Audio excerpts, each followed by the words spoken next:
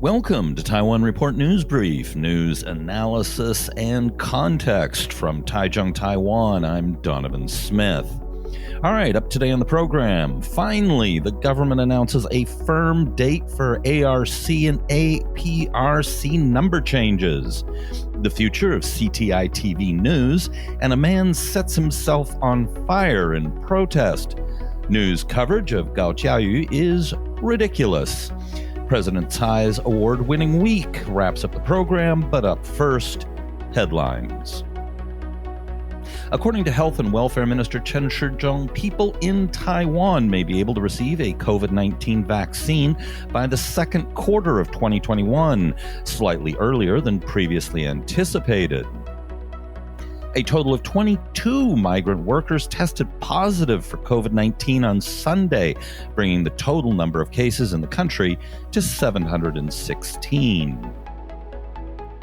A landslide on the Taiwan Railways Administration line in northeastern Taiwan has caused a massive service disruption, effectively cutting off New Taipei from the east coast.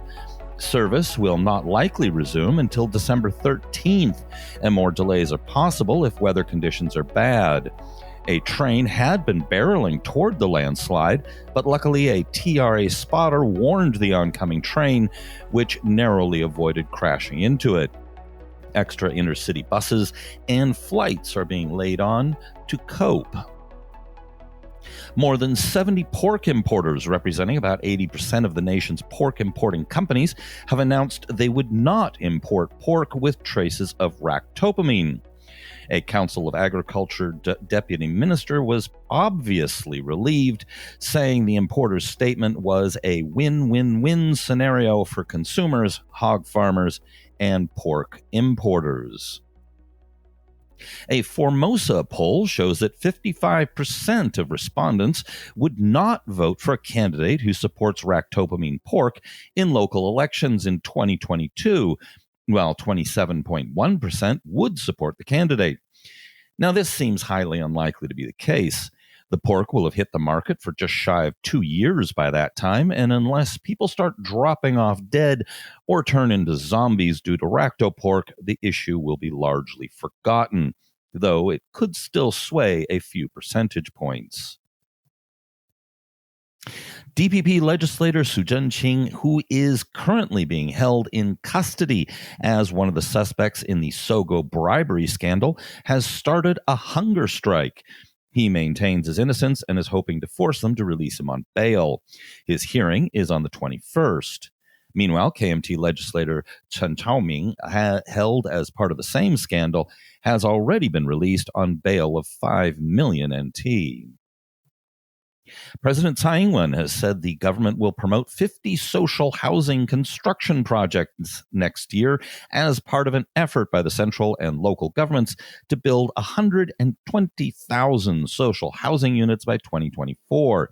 Home prices are skyrocketing right now, off an already high base as businesses return from China. High home prices make buying a home for young people very difficult, which in turn depresses the birth rate. The NT dollar on Friday hit 28.521 to the US dollar, the highest it's been since 1997. Bloomberg said it was, quote, a sign the central bank is loosening its grip on the currency. In spite of this, Taiwan's foreign exchange reserves hit another record high of 514 billion US dollars at the end of November as the central bank stepped into the local currency market to slow the Taiwan dollar's appreciation against the US dollar. The Legislative Yuan has purchased more than 200 bottles of Australian wine to stand with Australia following China's move to increase tariffs up to 212%. Beijing is trying to bully Australia into accepting a list of 14 demands and is increasingly using trade as a weapon to try and force Australia into towing their line. A Republic of China (Taiwan) Singapore Inter-Parliamentary Amity Association, which is to be chaired by Chinese Nationalist Party Chairman Johnny Chiang, has been launched in the legislature. The legislature has been setting up a lot of these groups recently, which is a good sign. Interestingly, this group is led entirely by KMT and TPP members, though there are DPP members in the group. The planned change in the numbering of alien resident certificates and alien permanent resident certificates so that they have the same format as the Taiwan National Identification Card will come into force on January 2nd, 2021. Finally, they've been talking about doing this and pushing back the date for years. The number on the ARC and APRC, which currently comprises 2 letters and 8 digits, will be changed to 1 letter and 9 digits, as is used on the Taiwan ID card. The new measure, in theory, will enable foreign residents in Taiwan to make online purchases, book tickets, and register online, many of which are currently impossible due to the numbering differences. The number of hassles this could solve is significant. However, there are concerns that the choice of numbers could be a problem. On Taiwanese IDs, the numbers 1 and 2 are used to designate men and women, while 8 and 9 are used for foreign nationals.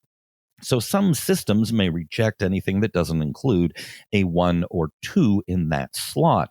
How many systems check this is unknown. Now, this is a small step forward for accepting foreigners into Taiwan society. Taiwan generally improves things with a slow drip approach.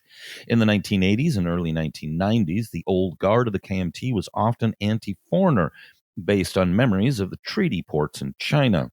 By the mid-1990s, the KMT started to become the more foreigner-friendly party.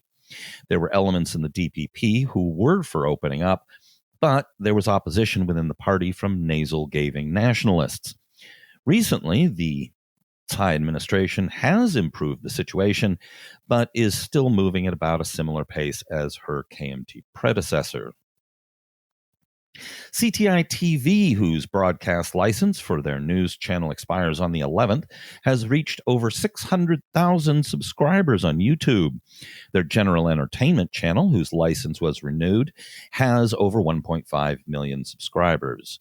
Naturally, Want China Times, which shares a majority shareholder, touted that as a popular movement of support. However, when I checked at 6 p.m. on Friday night, less than 10,000 people were tuning in. It will be interesting to see if they will try to continue to operate online after the 11th, and whether their viewership numbers jump as a result.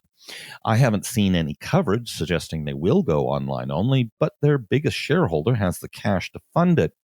Their deep blue pro-China stance is well out of the mainstream, but it has a large audience nonetheless. Now, speaking of their loyal audience, after handing a red envelope for a program host to a security guard, a 70-year-old man self-immolated on the steps of CTiTV headquarters in Taipei. The security guard quickly put the fire out with a fire extinguisher. He was treated for third-degree burns to the face and upper body, but remained conscious. Probably, he chose self-immolation based on the model of Nylon Deng, or Zheng Nanrong, who died by self-immolation in protest of the KMT's one-party state and lack of press freedom in 1989. He did that while police were trying to kick down his door to arrest him. The policeman in charge of that raid was none other than new Taipei Mayor Hoyoi. So that's an interesting bit of history on him. Deng is considered an icon of free speech, and the KMT has been attacking the National Communication Commission, the NCC, and the Tsai government, saying rejecting CTiTV's license renewal is an attack on free speech. Now, the ironies are thick on this, as CTiTV has been reported as having taken orders from China's Taiwan Affairs Office. Meanwhile, KMT chair Johnny Chang took to Facebook to say he was distressed by the news and the ridicule he saw online. And that's about the self-immolation.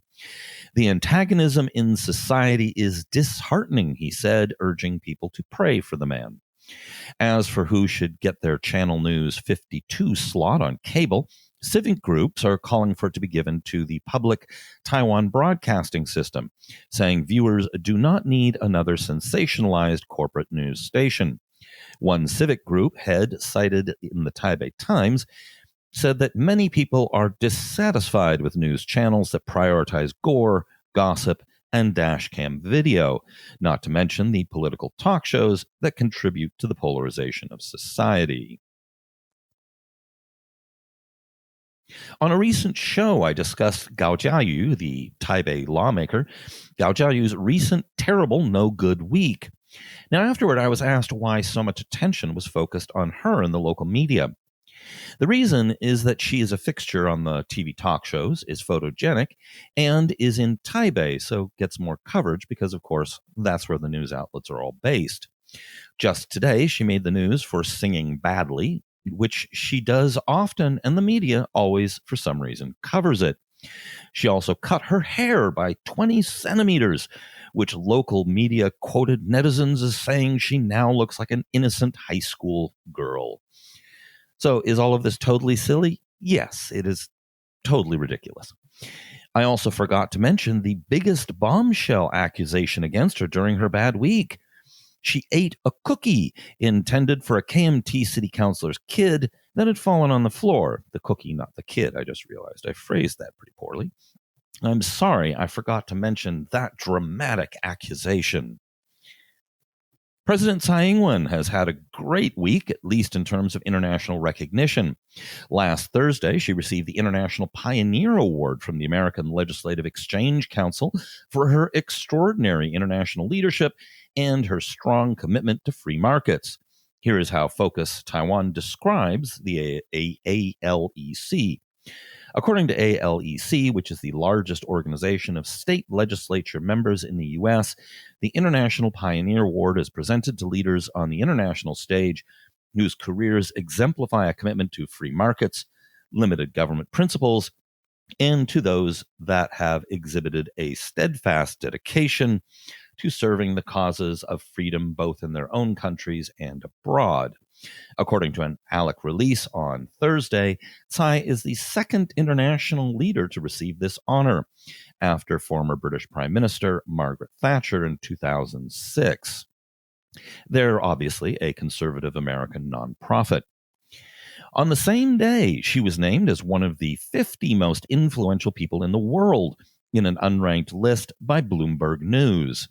Her introduction was entitled Tsai, Taiwan's COVID Crusher, and the description lauded her pandemic response and Taiwan's strong economy. Commenting this in the local media, she said the credit should be given to the people of Taiwan. Then, on Friday, the respected London-based Financial Times magazine released a report showing she was voted one of the 12 most influential women in the world by their readers, alongside the likes of German Chancellor Angela Merkel and American Vice President-elect Kamala Harris. This list was also unranked. CNA quoted from it this way. In the section on Tsai, an unnamed reader wrote that the Taiwanese president had generated enthusiasm in the elections in January, quote, made an excellent decision to ban arrivals from mainland China early in the pandemic, and made Taiwan one of the world's strongest economies this year. Politically, according to the reader's own opinion, Tsai had managed to resist pressures from Beijing while not offending China, thereby by avoiding further escalation in tensions. She also supported same-sex marriage in Taiwan, which is now legal, the FT cited the reader as writing. Time magazine also honored her earlier this year. Now, this is good news for Taiwan and, of course, for the president. This raises the profile of and the respect for Taiwan overseas. This is the sort of positive press that makes it more likely that people overseas will feel more inclined to come to Taiwan's aid. Inside Taiwan, Taiwanese care about their standing in the world, so this is a political boost for the president while she's spending precious political capital over the racto pork issue. All right, that's our show for today. Be sure to check out our news aggregation on report.tw and hit like and subscribe and all those good things on all your various social media, podcast, video viewing, and yeah, you get the drill. All right, and of course, if you can support us on Patreon, we would be very appreciative. It means a lot to us. This has been brought to you by the Taiwan Report. For more content like this, become our patron at report.tw. 还有就是那个台湾狗啦，最喜欢我的台湾狗了。